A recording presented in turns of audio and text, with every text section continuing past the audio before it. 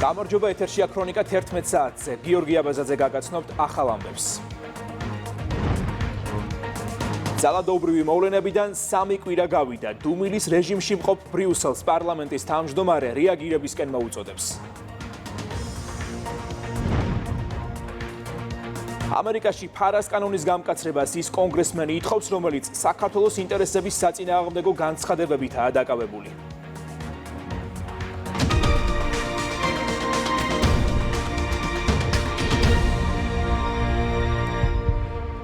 4 ოქტომბრის საპროტესტო აქციაზე ჟურნალისტებისათვის პროფესიულ საქმიანობაში ხელის შეშლის ფაქტზე 7 ბრალდებულს აღკვეთის ღონისძიების სახით გირაო შეეფარდა. სასამართლომ პროკურატურის შუამდგომლობა დააკმაყოფილა. მოსამართლის გადაწყვეტილებით ირაკლი წულაიას 5000 ლარი, ხოლო გიორგი დუშენკოს, მარია მოთინაშვილს, თამარ კორტავას, ინგა პაპუნაშვილ-გაბელიას, ვახტანგ გაბელაიას და ალექსანდრე ცნობილაძეს 3-3000 ლარი. დაცვის მხარე ბრალდებულების აღკვეთის ღონისძიების გარეშე დატოვებას ითხოვდა. წინა სასამართლო სხდომა 10 დეკემბერს 16 საათზეა ჩანიშნული.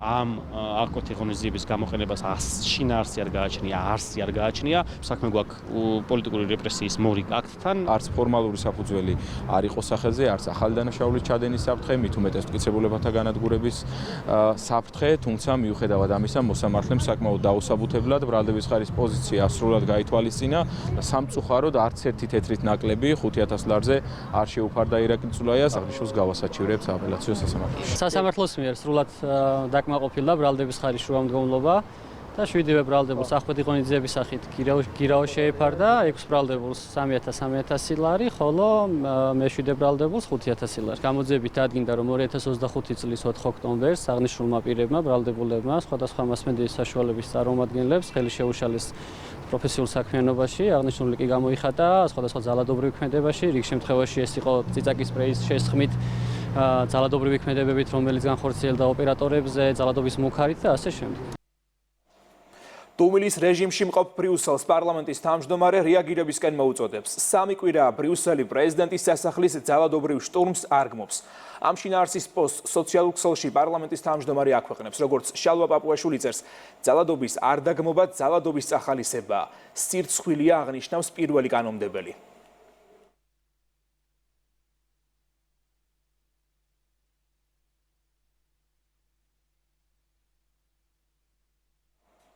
პატიმრობა შეეფარდა აქტივისტ თამარ ლორთქიფანიძეს, რომელიც 22 ოქტომბერს თავს დაესხა საპატრულო პოლიციის ავტომანქანას. ავიდა მის სახურავზე და დააზიანა. ასევე რუსთაველის გამზირზე სახის არეში გაარტყა ტაქსის მძღოლს, რის შედეგადაც დაზარალებულმა დაზიანება მიიღო სახის არეში. გარდა ამისა, ადმინისტრაციული რამდენიმე დღიანი პატიმრობები შეეფარდათ სხვა კანონდარღვევებს, რომლებმაც რუსთაველის გამზირი გადაკეტეს. არ გაგატარებთ! არსებობდა როგორც ახალი დანაშაულის ჩადენის, ასევე მოწმებზე ზემოქმედების, მტკიცებულებათა განადგურების და მიმალის საფრთხეების სასამართლომ, როგორც მოგეხსენებათ, სრულად გაიზიარა ბრალდების ხარის მტკიცებულებები, მათ შორის ბრალდების ხარის პოზიცია და თამარ ლორთქიფანიძეს შეუფარდა პატიმრობა. თამარ ლორთქიფანიძეს ბრალდების ხარე 2 ეპიზოდად ედავება სხვადასხვა ქმედების განხორციელებას, მათ შორის ეს პირველ შემთხვევაში არის კონკრეტული პირის ცემა ტაქსის მძღოლის, რომელიც მან განახორციელა რუსთაველზე პარლამენტის მიმდებარე ტერიტორიაზე და აღნიშნულ პირს არაერთხელ დაარტყა ხელები სახის არეში. აღნიშნულ პირს აღენიშნება სხვადასხვა სახის დაზიანებები და მათ შორის მან განიცადა ამ ყველაფრის შედეგად, რა თქმა უნდა, ფიზიკური ტკივილი. შემდგომში უკვე მან თავდასხმა განახორციელა პოლიციელების საქმიანობასთან დაკავშირებით მათსავე სატრანსპორტო საშუალებაზე, კერძოდ მასზე ასვლით, მის სახურავზე ასვლით, ფეხების არაერთჯერა და დარტყმით დააზიანა აღნიშნული ავტომანქანის სხვადასხვა ნაწილები. რუსთაველის გამზირზე აქციის მონაწილეები ისევ შეიკრიბდნენ. ხალხის სიმცირის მიუხედავად მათ კანონსაწინააღმდეგოდ გზა მორიგ ჯერზეც გადაკეტეს. პროტესტის მონაწილეები პოლიციამ ჯერ გააფრთხილა, შემდეგ კი ცენტრალური გზის სავალი ნაწილიდან ტროტუარზე გადაიყვანა. მოგვიანებით აქცია დაიშალა.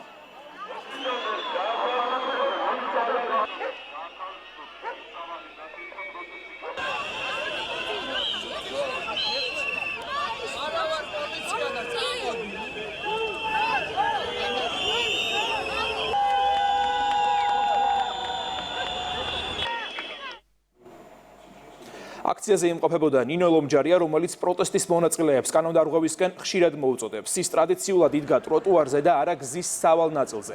ლომჯარიამ არ უპასუხა ქრონიკის დასმულ კითხვებს, რატომ აიძულებს აქციაზე მყოფებს კანონს საწინააღმდეგო ქმედებებისკენ, როდესაც თავად მოვლენებს შორიდან ადევნებს თვალს. პრინციპული პოზიცია მაქვს, რომ რუსულ პროპაგანდას არ მივცე არანაირი კომენტარი, იმიტომ არ ვაწყობთ პასუხს. ამერიკა ფარას კანონს ამკაცრებს. კანონპროექტის სენატში უკვე ინიცირებულია, ინიციატორი კი კონგრესმენი ჯიმ რიშია, რომელიც საქართველოს მიღებული კანონების გამო ხშირად აკრიტიკებს. ფარა ამერიკის ფედერალური კანონია, რომელიც უცხო ქვეყნების მთავრობების, პოლიტიკური პარტიების ან სხვა უცხოური სუბიექტების ინტერესების წარმომადგენლებს ავალდებულებს გაიარონ რეგისტრაცია იუსტიციის დეპარტამენტში და საჯარო გახადონ თავიანთი საქმიანობა, კავშირები და ფინანსები. ჩვენ ვხედავთ დასკვნა ვენეციის კომისიისა, რომელიც აკრიტიკებს ამერიკის შეერთებულ შტატებში მოქმედ ფარას ანალოგს და ზუსტად თარგმნას საქართველოში. ამავდროულად გაკრიტიკება მოვისმინეთ პაუელ ჰერჩისკისგან, მაშინ, როდესაც ამერიკის შეერთებულ შტატებში ამ კანონის პირიქით გამკაცრებას ითხოვს ადამიანი, რომელიც საქართველოს ინტერესების საწინააღმდეგო განცხადებებით არის გამორჩეული. ზუსტად ეს არის უსტანდარტობა და როდესაც კანონი მნიშვნელოვანი არის ამერიკელი ხალხისთვის, თურმე ეს არ შეიძლება იყოს მიღებული საქართველოში და ეს არის დემოკრატიული საწყისების ღალატი და უკან დახევა. შეგვიძლია თამამად ვთქვათ, რომ პაუელ ჰერჩისკის განცხადებებიდან გამომდინარე იგი აკრიტიკებს არა საქართველოში მოქმედ კანონს, არამედ ამერიკის შეერთებულ შტატებს. ეს კრიტიკა არის მიუღებელი. მით უმეტეს მაშინ, როდესაც დღეს ჩვენ ვხედავთ, რომ თავად ამერიკის შეერთებულ შტატებში აპირებენ აღნიშნული ფარას კანონის გამკაცრებას და სწორედ ის სენატორი ბატონი რიში გახლავთ ამ კანონის ინიციატორი, რომელიც ფაქტიურად ყოველდღიურად არის ცნობილი ქართული საზოგადოებისთვის ანტიქართული განცხადებებით. ჩვენ ვხედავთ ამ დამოკიდებულებებს და ვფიქრობ, რომ ქართული საზოგადოება კარგად ხვდება უკვე ამ ორმაგ სტანდარტებს და მსგავს დამოკიდებულებებს ქართული სახელმწიფოს მიმართ. საგარეო საქმეთა მინისტრი საქართველოში ჩინეთის ელჩს შეხვდა. ჭოუ ციენთან მაკა ბოჭორიშვილმა ქვეყნებს შორის ორმხრივ თანამშრომლობაზე ისაუბრა. ხაზი გაისვა საქართველოს ჩინეთს შორის სტრატეგიული პარტნიორობის ფარგლებში ურთიერთობების დინამიკას და ეკონომიკის, ტურიზმის, განათლებისა და კულტურის სფეროებში თანამშრომლობის საკითხებს. განსაკუთრებით აღინიშნა უვიზო მიმოსვლის მნიშვნელობა, რაც ხელს უწყობს როგორც ბიზნეს წრეების დაახლოებას, ასევე ხალხთა შორისი კონტაქტების განვითარებას. ასევე ხაზი გაისვა პირდაპირ ავიამიმოსვლის მნიშვნელობას. განიხილეს შანხაიში ჩინეთის მერვე საერთაშორისო იმპორტის გამოფენა საქართველოს მონაწილეობასთან დაკავშირებული საკითხები. საუბარი შეეხო ფართო რეგიონში მიმდინარე პროცესებს და შუა დერეფნის განვითარების პერსპექტივებს.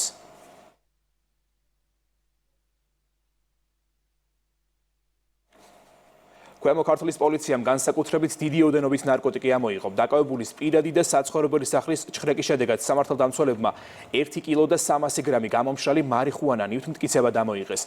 დანაშაული 20 წლამდე ან უვადო თავისუფლების აღკვეთას ითვალისწინებს.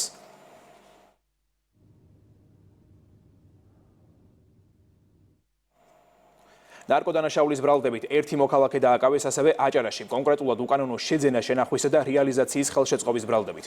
პოლიციამ ნივთმტკიცებად ამოიღო 97 შეკვრა დაფასებულის რეალიზაციოდ გამზადებული ნარკოტიკული საშუალება ალფა პვპ, ხოლო საგამოძიებო ექსპერიმენტის შედეგად ასევე ამოღებულია 5 ადგილზე განთავსებული დაფასებული ნარკოტიკული ნივთიერებები. დანაშაული 20 წლამდე ან უვადო პატიმრობას ითვალისწინებს.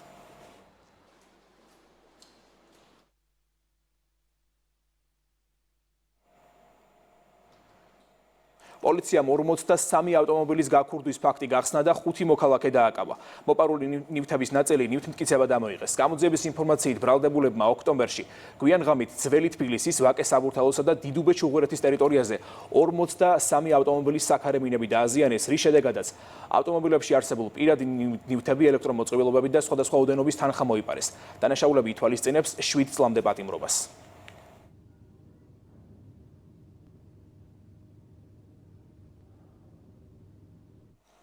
ჯონ კენედის სახელობის სახვითი ხელოვნების ეროვნულმა ცენტრმა ამერიკის შეერთებულ შტატებში საქართველოს საელჩოსთან თანამშრომლობით ქართული ჯაზის საღამოს უმასპინძლა.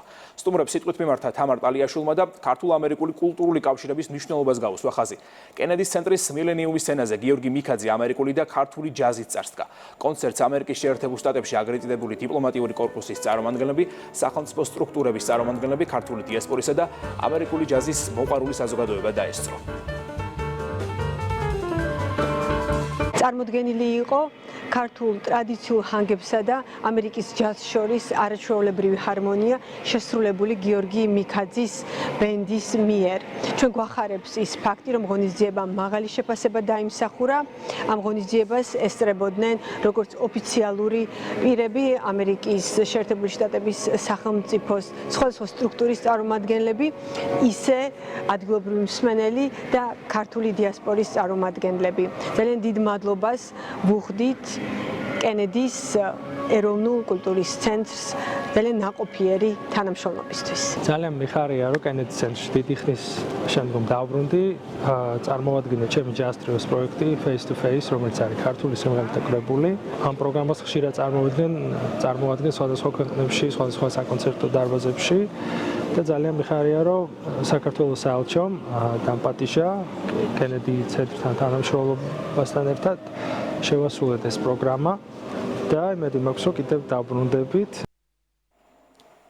ახლა ისევ საქართველოს ვალეში ტრადიციულ სახალხო დღესასწაულ ვალეობას ახალციხის ახლად არჩეული მერი ვარლამ ციკლაური სამცხე-ჯავახეთის რწმუნებულთან ერთად დაესწრო. ღონისძიებაზე მრავალფეროვანი კულტურული და სპორტული აქტივობები იყო წარმოდგენილი, ასევე საშემოდგომო კუთხეები, მესხური სამზარეულოსთვის დამახასიათებელი კერძებითა და კულინარიული შემოქმედებით. გარდა ამისა, ადგილობრივი ხელოვანებისა და ხალხური რეწვის ოსტატების ნამუშევრები.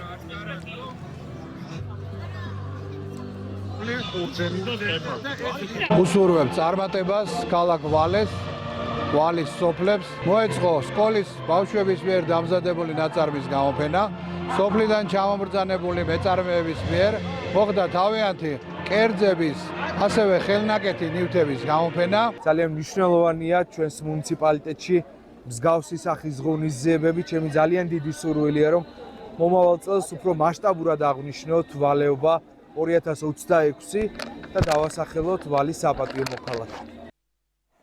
თენგიზ ამირაჯიბის სახელობის პიანისტთა ბორჯომის მე-11 საერთაშორისო კონკურსის გამარჯვებულები დააჯილდოვეს, რომლებსაც სპეციალური პრიზები, საპატიო დიპლომები და ფულადი პრემიები გადაიცათ. 6-დან 25 წლამდე ახალგაზრდების მოსპერები ხოლო სოლო ფორტეპიანოს მიმართულებით 4 კატეგორიაში გაიმართა. კონკურსში ქართული შემსრულებლების გარდა მონაწილეობდნენ პიანისტები ჩინეთიდან, თურქეთიდან, უზბეკეთიდან, გერმანიიდან, სომხეთიდან და სხვა ქვეყნებიდან. ღონისძიება კულტურის სამინისტროს შემოქმედებითი საქართველოსა და ბორჯომის მუნიციპალიტეტის მხარდაჭერით გაიმართა. მრავალფეროვანი კონკურსი იყო. მახარებს ის ფაქტი, რომ აი ამირაჯიბის ფესტივალისა და კონკურსის მიმართ ინტერესი არათვკლებულობს, არამედ იზრდება ყოველი წლის წლების მანძილზე და ეს განპირობებულია ცხადია იმის შემსრულებლებით, ვინც ყოველწლიურად მონაწილეობენ. ჩვენი კონკურსის გამარჯვებულები ყოველთვის გამოირჩევიან მაღალი საშემსრულებლო დონით და ძალიან წარმატებით აგრძელებენ მოღვაწეობას. თენგიზ ამირაჯიბის სახელობის კონკურსი არის უაღრესად მნიშვნელოვანი ჩვენი კულტურული ცხოვრებისთვის, ჩვენი მუსიკალური ცხოვრებისთვის. პირველ რიგში ბატონი გიზი იყო უდიდესი მუსიკოსი, იყო უდიდესი პედაგოგი, მან უზარმაზარი კვალი დატოვა მთელი ჩვენი საფორტეპიანო ხელოვნების განვითარებაზე. ძალიან მოხარული ვარ გალა კონცერტით გამარჯვებულების წინვალე გამოსვლებით. გაოცებული ვარ იმდენი ნიჭიერი მონაწილე ვიხილე. ამ ღონისძიების იდეით მოხარული ვარ. უნიჭიერესი გამარჯვებულები გამოვავლინეთ. მაოცებს 4 მილიონიან ქვეყანას ამდენი შთამბეჭდავი მუსიკოსი რომ ხავს მსოფლიო ასპარეზზე. ეს საქართველოს პოლიფონიაზე მეტყველებს.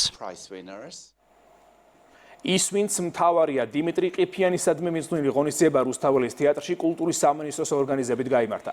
საღამოზე მე-19 საუკუნის დიდი ქართველი საზოგადო მოღვაწის განვლილ გზაზე ღვაწლსა და დამსახურებებზე ისაუბრეს.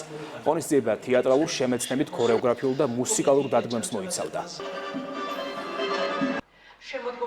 დიმიტრი ყიფიანი ეს არის უდიდესი სახელი ჩვენი ისტორიისთვის. მადლობა მთელ შემოქმედებით ჯგუფს და ულოცავ ნიკა წულუკიძეს ამ მორიგ გამარჯვებას. ეს არაჩვეულებრივი ფორმაა, რომლითაც ისინი კიდევ ერთხელ გვახსენებენ რა დიდი ისტორიის და კულტურის ქვეყანა ვართ. განსაკუთრებულად მიხარია, რომ მოგვეცა შესაძლებლობა, რომ ესე ხმამაღლა გველაპარაკა დიმიტრი ყიფიანის საქმეზე. სამწუხაროდ არ არის ისე მისი საქმიანობა ცნობილი საზოგადოებისათვის, როგორც ეს ეკადრება იმ დიდ გზას, რომელიც გაიარა დიმიტრი ყიფიანი. ჩვენი დიდი სურვილი იყო, რომ აი ამ ყველაფერზე გველაპარაკა. იმ დღეს, როდესაც ის მოკლეს 24 ოქტომბერს. კონცერტმა ძალიან დიდი წარმატებით ჩაიარა. რეპეტიციების დროს გუნდით გრძნობდით, რომ რა თქმა უნდა წარმატება იქნებოდა, მაგრამ რასაც ველოდებოდით, იმაზე უფრო დიდი წარმატება ხვდა ჩემი აზრით წილად. ასეთი იყო ახალი ამბები ამ დროისთვის, ქრონიკა 11 საათზე ამით დასრულებულია. დროებით.